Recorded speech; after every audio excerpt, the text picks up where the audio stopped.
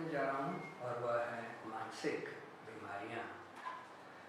मानसिक बीमारियों में एक जो बहुत ही ज़्यादा खतरनाक बीमारी है वो है डिप्रेशन। तो आज मैं कुछ बातें डिप्रेशन के बारे में बोलने जा रहा हूँ और साथ ही साथ स्ट्रेस के बारे में।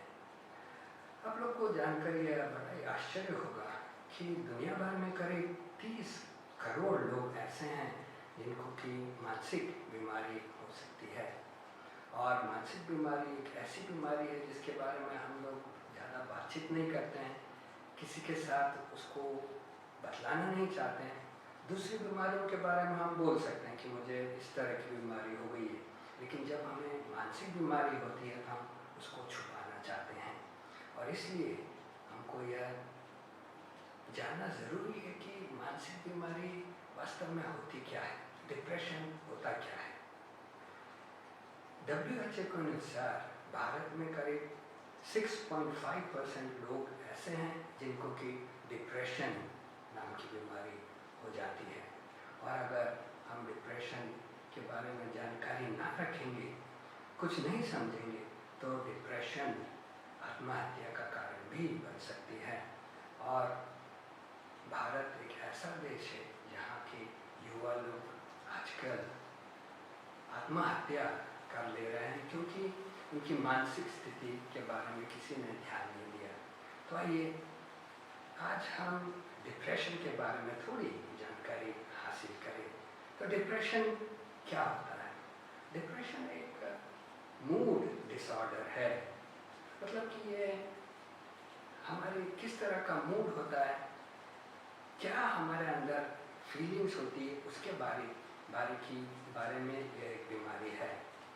तो डिप्रेशन में अधिकतर लोग उदास हो जाते हैं, अपने जीवन में उनको कुछ भी अच्छा नहीं लगता है और जो पुरानी बातें या पुरानी जो आदतें थी जो उन्हें पसंद थी उसके बारे में वे कुछ भी अच्छा नहीं सोचते हैं। और यह बीमारी ना उनका सिर्फ मानसिक रूप से उन्हें घायल कर देती है, बीमार कर देती है, लेकिन उनका शारीरिक रूप से भी पतन होने लग जाता है। तो किस तरह से हम जान सकते हैं कि एक व्यक्ति को डिप्रेशन शुरू हो रहा है? क्योंकि जब हम शुरू से ही उसके बारे में जानकारी रख लेंगे तो यह बीमारी को बढ़ने से पहले ही हम खत्म कर सकते हैं। तो जब यह बीमारी शुरू होती है डिप्रेशन, तो इस बीमारी में सबसे पहले एक तरह की उदासीनता इस व्यक्ति के मन में आ जाती है।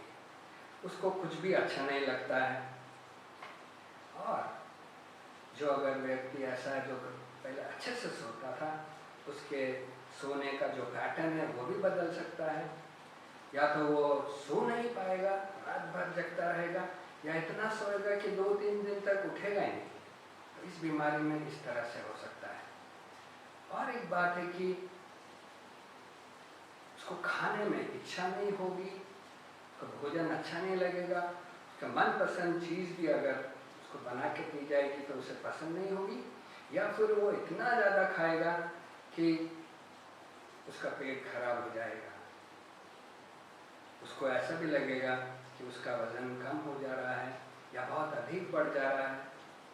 उसके जीवन में निराशा हो जाएगी, उसको किसी भी चीज़ में अच्छा नहीं लगेगा या किसी चीज़ की परवाह नहीं करेगा और उसके मन में अपने जीवन को ख़त्म करने की एक इच्छा भी उठेगी। सुइसाइडल थॉट्स आ जाएंगे, अपने आप को सुइसाइड करने के सोचने लगेगा या सुइसाइड करने की कोशिश भी करने लग सकता है।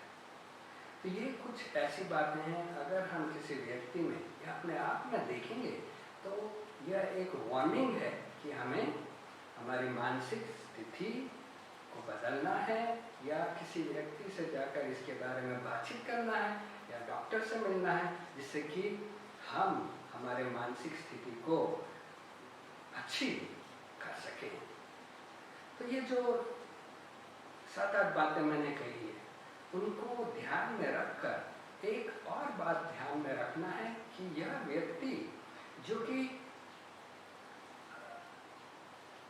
अपने जीवन से उदासीन हो गया, खा नहीं पा रहा है, सो नहीं पा रहा है, या हर समय सोता रहता है, किसी से बातचीत नहीं करता है, घूमना फिरना कुछ भी सब कुछ बंद कर देता है, इसके साथ में ही टेक्निकली अगर बोलते हैं कि यह वास्तव में इसको डिप्रेशन हो गया है, तो हम साइकोलॉजी में बोलते हैं कि कम से कम इनमें से सब कुछ करीब 2 सप्ताह तक लगातार चलना। ऐसा नहीं कि आज मुझे खाना अच्छा नहीं लगा, या आज मैं ज़्यादा सो गया तो मुझे डिप्रेशन हो गया, या मैंने किसी के साथ कुछ लड़ाई झगड़ा कर लिया इसलिए मुझे अच्छा नहीं लग रहा है तो डिप्रेशन नहीं। ये सब बातें होना चाहिए कम से कम 2 सप्ताह के लिए। अगर ये बीमारी इस तरह से बढ़ती है 2 सप्ताह तक, तब हमें निश्चित रूप से किसी मनोवैज्ञानिक से बात करना चाहिए या डॉक्टर से जाकर बात करना चाहिए। तो यह एक मानसिक बीमारी ऐसी बीमारी है कि इसको डॉक्टर ब्लड टेस्ट के द्वारा या और किसी टेस्ट के द्वारा जान नहीं सकता है, एक्सरे के द्वारा जान नहीं सकता, या एमआरआई कर दिया तो उससे मैं जान जाऊंगा कि मुझको ये बीमारी ऐसे नहीं है।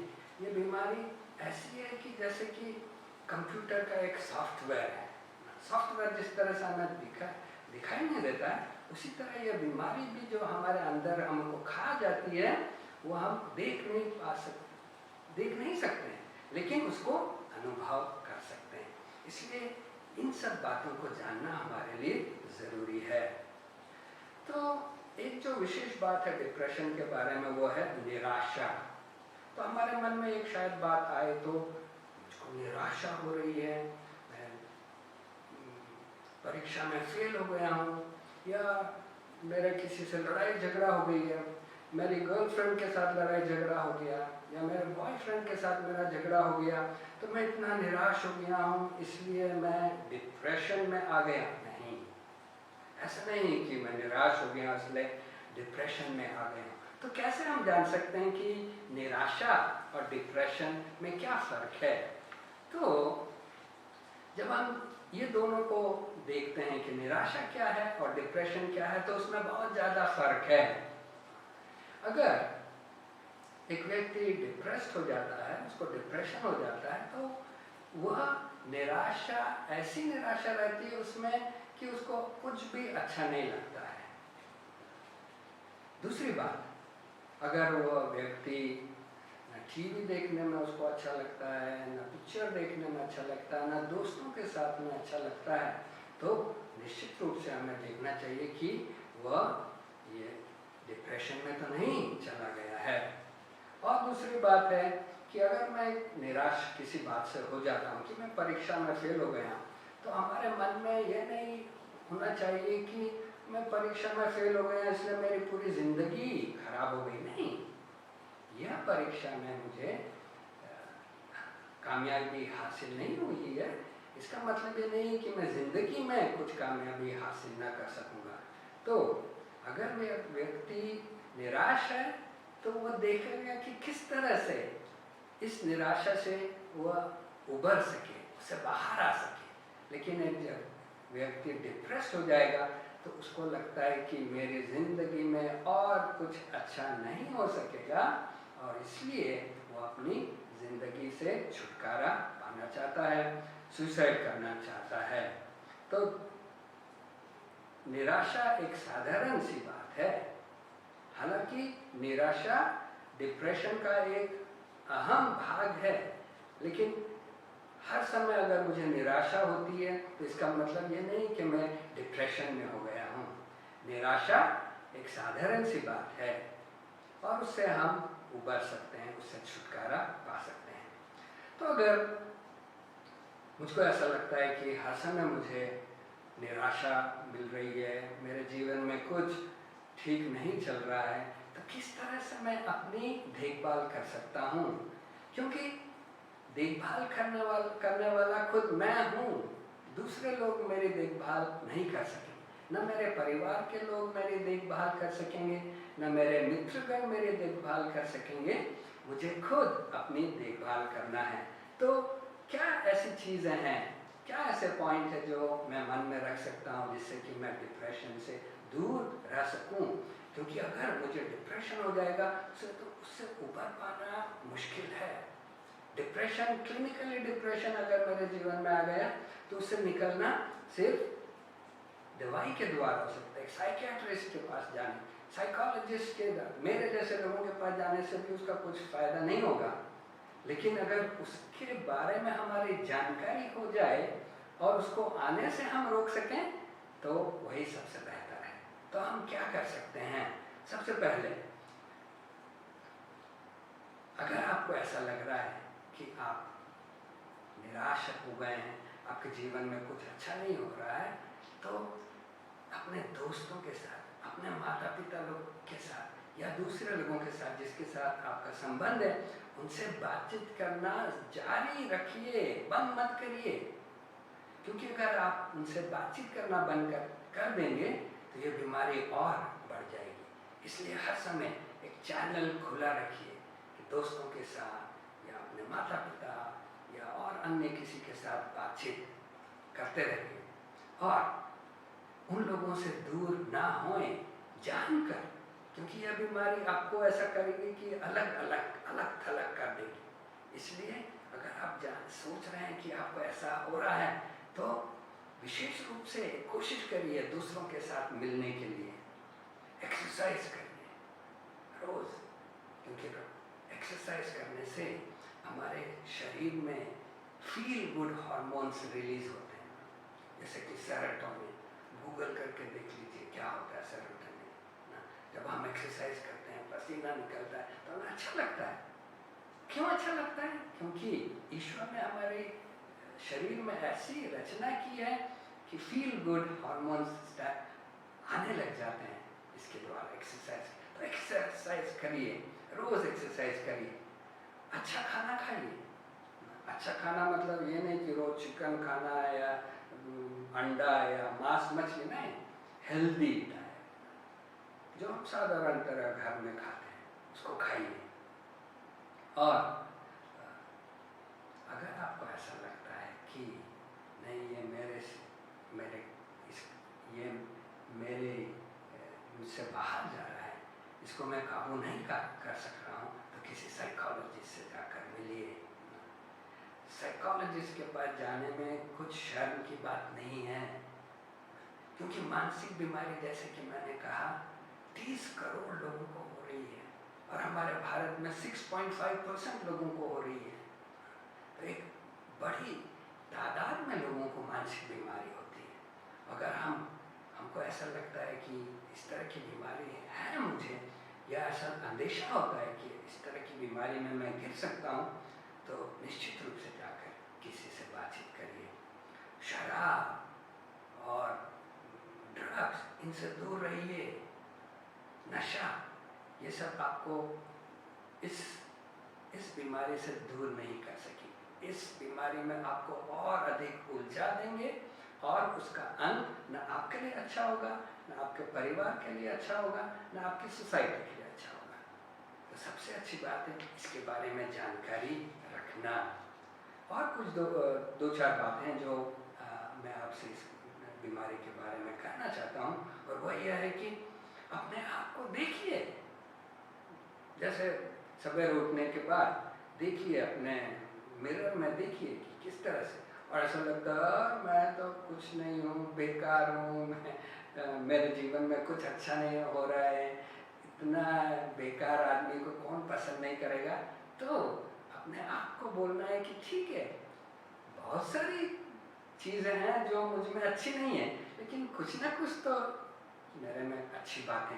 अगर उन बातों पर हम ध्यान देना शुरू करेंगे तो ये जो बीमारी है उससे दूर होने की एक प्रक्रिया शुरू हो जाएगी, न तो हम उसमें फंसते जाएंगे। और किस तरह की बातें हम अपने आप से करते हैं, क्योंकि अधिकतर हम सोचते हैं कि अरे मैं क्या कर सकता हूँ, स्कूल में मैं अच्छे से, मेरा मन नहीं लगता है पढ़ने में, मेरे परिवार में लड़ाई झगड़ा चलता रहता है, कोई मेरी देखभाल नहीं करता है। इस तरह की जो है नेगेटिव टॉक, बातचीत जो हम अपने आप से करते हैं, उससे भी हमें अपने आप को दूर करना है। और सोने के लिए बहुत सारे आजकल जो है मोबाइल में हम लोग बंधे रहते हैं, सोचते हैं कि मोबाइल मैसेज आ जाएगा, उसको देखना है, ज़रूरी है, या पिक्चर देख लेना है। तो सोने के पहले कम से कम 1 घंटा इस तरह से रखिए कि इस मोबाइल से दूर रहें, मोबाइल से, लैपटॉप से, टीवी से दूर रहें। उसी तरह से आप एक अच्छी नींद पा सकते हैं। तो ये छोटी सी बातें हैं अपनी मानसिक स्थिति को बनाए रखने के लिए और डिप्रेशन से दूर रहने के लिए। और जो दूसरी बात आजकल के युवा वर्ग में है वो है तनाव, स्ट्रेस। सबके जीवन में स्ट्रेस और तनाव आता है, और एक तरह से अगर स्ट्रेस और तनाव नहीं आएगा तो हम हमारे जीवन में कुछ भी हासिल नहीं कर पा सकेंगे।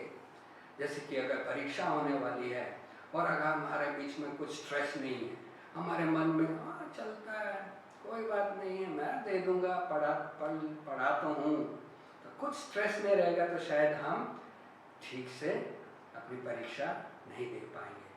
इसलिए परीक्षा के पहले थोड़ा स्ट्रेस ज़रूरी है, लेकिन यह भी जानकारी ज़रूरी है कि स्ट्रेस ऐसा ना हो कि वह हमें निकम्मा बना दे, कि हम कुछ काम ना कर सकें। तो इसलिए थोड़ी जानकारी हमें स्ट्रेस के बारे में भी लेनी चाहिए। तो स्ट्रेस क्या है? स्ट्रेस इसको बोलते हैं एक रिएक्शन है।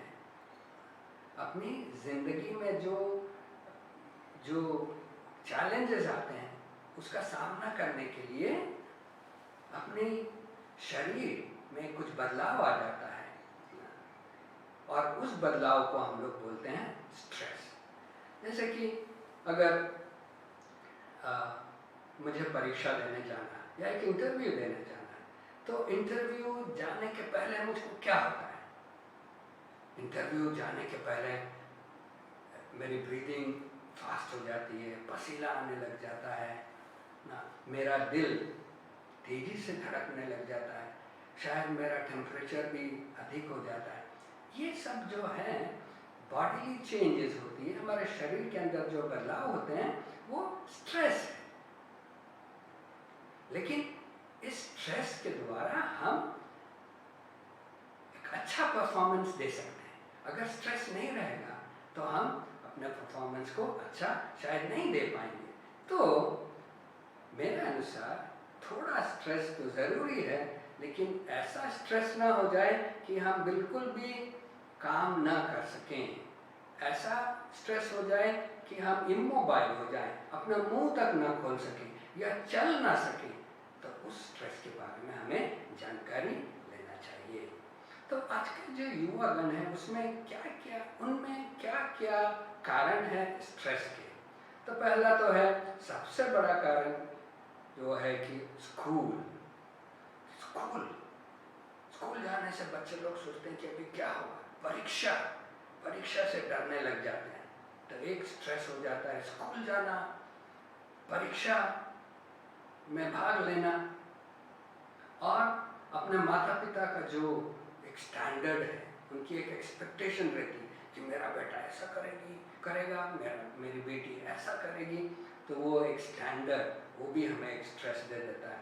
या माता पिता के साथ थोड़ी बातचीत, आर्ग्यूमेंट्स हो जाना, भाई बहन के बीच में लड़ाई झगड़ा हो जाना, कभी कभी माता या पिता की जो इनकम है वो बंद हो जाना, या अपने परिवार में किसी की मृत्यु या किसी की गंभीर बीमारी, बॉयफ्रेंड या गर्लफ्रेंड के साथ लड़ाई झगड़ा, उनको छोड़ देना, दूर चले जाना, ऐसे माहौल में रहना जो सेफ ना हो, समय न मिल पाना, और सोने में कमी, ये कुछ ऐसी बातें हैं जो युवागण में स्ट्रेस ला सकती है। और यह स्ट्रेस एंजाइटी बढ़ा देती है, और एंजाइटी के कारण तरह तरह के मानसिक रूप से बदलाव आने लग जाते हैं, और इनका मुकाबला करने करने के लिए कभी कभी युवागण ड्रग्स लेने लग जाते हैं या सिगरेट पीने लग जाते हैं या ऐसी कंपनी में चले जाते हैं, सोचते हैं कि वहाँ जाने से मुझे ठीक हो जाऊंगा, लेकिन वो उसमें फंसते चले जाते हैं। तो स्ट्रेस से भी हमको बचना है। स्ट्रेस हालांकि ज़रूरी है, लेकिन स्ट्रेस से बचना भी ज़रूरी है। तो इसके लिए हम क्या क्या कर सकते हैं? तो जैसे कि मैंने पहले कहा कि डिप्रेशन से बचने के लिए हमें कुछ करने की ज़रूरत है, उसी तरह स्ट्रेस से भी, क्योंकि इससे मिलता जुलता डिप्रेशन और स्ट्रेस में काफ़ी मिलाव है, एक दूसरे के साथ काफ़ी संबंध है, इसलिए इसके बारे में भी हमें जानकारी होना चाहिए और किस तरह से हम इससे बच सकते हैं। तो पहला है एक्सरसाइज। जैसे कि मैंने डिप्रेशन में कहा, डिप्रेशन के समय एक्सरसाइज करना ज़रूरी है, उसी तरह स्ट्रेस के समय भी एक्सरसाइज करिए और हेल्दी खाना खाइए, अच्छे समय से सो जाइए। जो समय रात भर कि मेरी परीक्षा आने वाली, इसलिए रात भर उसका कुछ फ़ायदा नहीं होगा ना। एक टाइम टेबल के अनुसार अपने जीवन में जीना की कोशिश करने की कोशिश करिए। और असर्टिव ट्रेनिंग मतलब क्या है? जैसे कि एक उदाहरण है कि आपके माता पिता आपके ऊपर चिल्लाते हैं, तो आप क्या उसका किस तरह से उत्तर देते हैं? शायद आप भी चिल्लाने लग जाते हैं या गुस्सा हो जाते हैं, घर से चले जाते हैं, तो वो असर्टिव व्यवहार नहीं हुआ। असर्टिव व्यवहार होगा अगर आप शांत मन से अपने माता पिता को कह सकें, मम्मी डैडी, जब आप मुझे चिल्लाते हैं मुझे अच्छा नहीं लगता है, क्या आप चिल्लाना बंद कर सकते हैं? अगर इस तरह से हम व्यवहार करेंगे, इस तरह से अपने माता पिता को उत्तर देंगे या किसी को भी जो हमारे ऊपर चिल्लाता है, तब हम उसको बोल सकते हैं कि इस व्यक्ति का असर्टिव ट्रेनिंग है। दूसरी तरह से हम, जैसे अगर हमको ऐसा लगता है कि इस स्थिति में मुझे स्ट्रेस हो सकता है, तो उसकी प्रैक्टिस करिए आगे से। जैसे कि अगर आपको एक स्पीच देना है, किसी भी व्यक्ति को स्पीच देना जाकर आसान नहीं है, पसीना आने लग जाता है, उसे डर लगता है कि मैं बोल सकता हूँ कि नहीं। लेकिन अगर वो पहले से उसके बारे में तैयारी करके जाएगा तो वो स्ट्रेस कम हो जाएगा। और बहुत सारे मुझमें सब लोग हैं, हम मनुष्य हैं ना, तो हमारे मन में नेगेटिव थॉट्स भी आते रहते हैं ना, कि मैं तो कुछ नहीं कर सकूँगा, मेरे ज़िंदगी में कुछ हासिल नहीं होगा, या ये एग्ज़ाम आने वाली है, ये एग्ज़ाम है जिसमें मैं कभी पास नहीं हुआ, फिर से आ गई है, मैथ्स की एग्ज़ाम है या कुछ भी ऐसा एग्ज़ाम है जो मुझे कभी पसंद नहीं है। तो अपने आप को बार बार ये बोलना है, ठीक है, गए बार मैं इसको ठीक से नहीं कर सका हूँ, शायद गए बार कुछ गड़बड़ी के कारण मैं नहीं, लेकिन इस बार मैं कोशिश करके देखूँगा, शायद उस कोशिश से आपका परफॉर्मेंस अच्छा हो जाए। लेकिन अगर आप स्ट्रेस में रहेंगे तो जो आप कर सकते थे वह भी नहीं कर पाएंगे। और अगर आपको ऐसा लगता है कि पढ़ते पढ़ते मेरा मन पूरा भर गया, तो ब्रेक लीजिए, आधा घंटा 10 मिनट, लेकिन एक टाइम टेबल के अनुसार और दूसरों की जानकारी के अनुसार। अपने माता पिता, दोस्तों के, भाई बहन के साथ बैठ कर बातचीत करिए कि मुझे ऐसा लगता है, ये सब्जेक्ट में मुझे से बहुत डर लगता है, या ये इंटरव्यू आने वाला है इससे मुझे डर लग रहा है। जब हम एक दूसरे से बातचीत करते हैं तो वह डर कम होने लग जाता है, क्योंकि बातचीत एक ऐसा मीन्स है जिसके द्वारा हमारा जो मन है वह समझने की कोशिश करने लगता है। इसलिए दोस्तों, बातचीत बंद मत करिए। अगर हम बातचीत करना बंद कर देंगे तो वास्तव में या तो हम स्ट्रेस में चले जाएंगे या डिप्रेशन में चले जाएंगे। तो ये कुछ बातें हैं जो साधारण सी बातें हैं, अपने मन में रखिए क्योंकि ये साधारण सी बातें हमारे जीवन के लिए बहुत ही लाभदायक हैं और हम हमारे जीवन में प्रकृति, उन्नति और खुशी ला सकते हैं। मैं बहुत ही खुश हूँ कि यह छोटा सा मौका मिला मुझे आप समूह के साथ साक्षात्कार होने के लिए, बातचीत करने के लिए। अगर आप लोग चाहते हैं कि मुझसे बातचीत करें या किसी से भी जो आपको समझता है, तो बातचीत का द्वार खुला रखिए, क्योंकि उसी के द्वारा हम लोग अपने जीवन को सुधार सकेंगे। धन्यवाद।